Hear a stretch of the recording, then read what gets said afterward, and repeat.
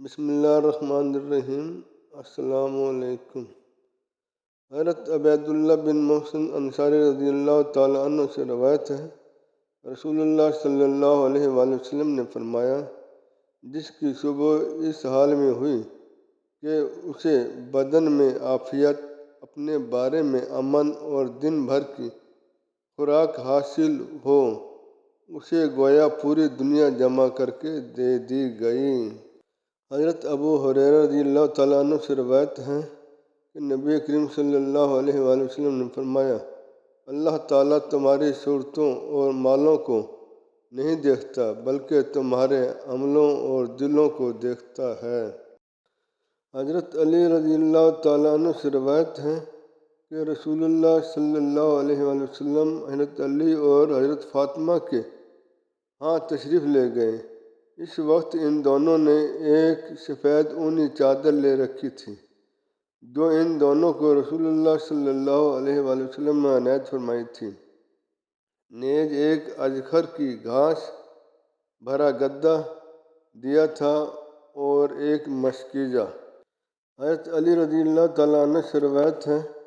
انہوں نے فرمایا، جب رسول اللہ صلی اللہ علیہ وآلہ وسلم کی بیٹی حضرت فاطمہ رضی اللہ تعالیٰ عنہ رخصت ہو کر میرے گھر آئیں، اس رات ہمارا بستر صرف ایک مینڈے کی خال پر مشتمل تھا۔ ام المومنین حضرت عائشہ رضی اللہ تعالیٰ عنہ سے روایت ہے، انہوں نے فرمایا، حضرت محمد صلی اللہ علیہ وآلہ وسلم کے گھر والوں پر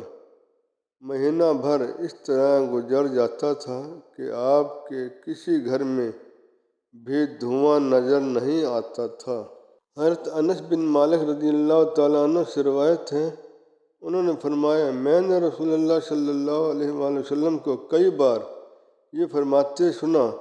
قسم ہے اس ذات کی جس کے ہاتھ میں محمد صلی اللہ علیہ وآلہ وسلم کی جان ہے، آج محمد صلی اللہ علیہ وآلہ وسلم کے گھر والوں کے پاس ایک سا غلہ ہے نہ ایک سا کھجوریں۔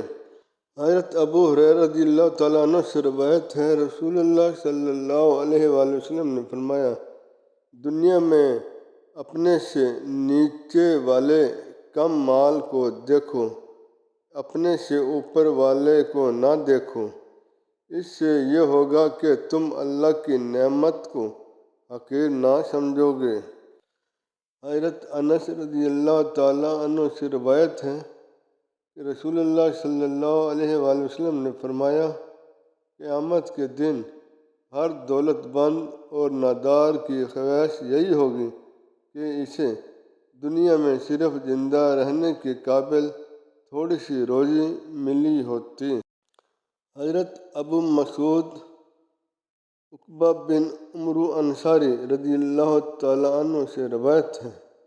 انہوں نے فرمایا، رسول اللہ صلی اللہ علیہ وآلہ وسلم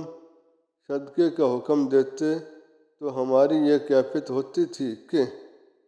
ہم میں سے کوئی آدمی جا کر مزدوری کرتا اور ایک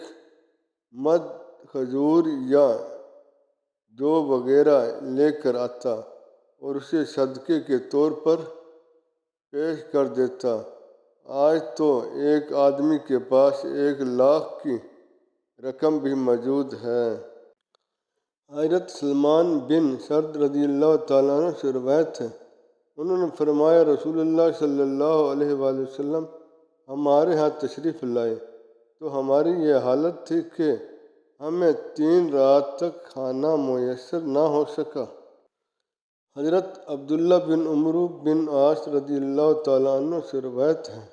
کہ رسول اللہ صلی اللہ علیہ وآلہ وسلم نے فرمایا، کامیاب وہ ہے جسے اسلام کی ہدایت مل گئی،